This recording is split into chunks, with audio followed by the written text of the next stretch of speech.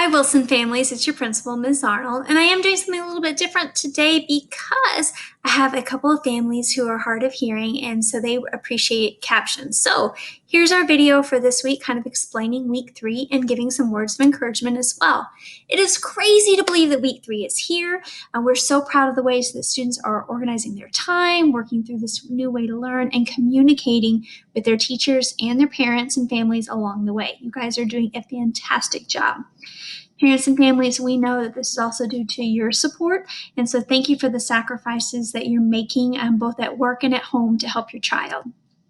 You should start to be seeing a pattern for week 3. It's going to become more familiar to us every week. So the lessons are still online on Moodle. You're still going to look at the tutorial times to see when your teachers are available, and the link is in the newsletter below for that. And by Wednesday at noon, feedback should be uploaded for any work you've submitted for week 1 and week 2. There's a copy of the tutorial log that is linked below as well. This time of year for many cultures and religions is a time of new beginnings. And so some of you even today are celebrating Easter Sunday.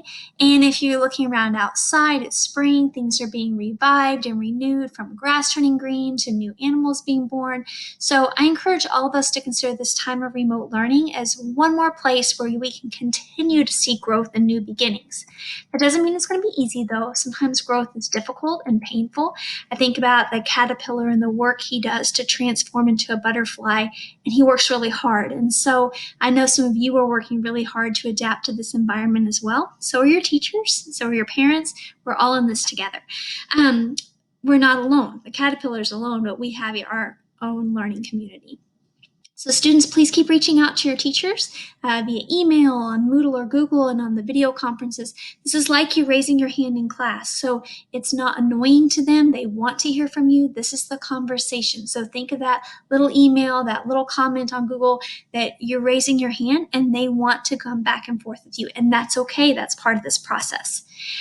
Families, please just keep doing what you can to support your kids, the work at your jobs, the presence you are emotionally for your children, the safe place you provide at your home, and just the unseen work. I know that your student doesn't always know what's on your mind and what you're doing, but your work is more valuable than ever. And when in doubt, this guy is raised on fish sticks and tang, and he turned out okay. I know we're just doing our best. I'm thankful that our counselor, Ms. Harris, shared this quote with students this week, and I want to make sure that you guys hear it too. Do what you can with what you have, where you are. None of us knows the right way to do this. We're all doing our best, and we need to lean on each other now more than ever. So thanks to each of you for reaching out if you need it. We're happy to connect people with academic support, mental health resources, or community resources, and our link is in the newsletter below.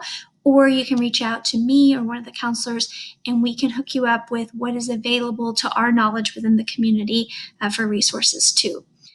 We say this to our students, and now we say it all together as a community. Our attitude is what we make it. Our character is above reproach, and more than ever, we put our best effort in everything we do.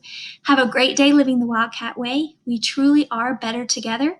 Here's to another amazing week learning and working through challenges as a community. Thank you for allowing me to support you during this time.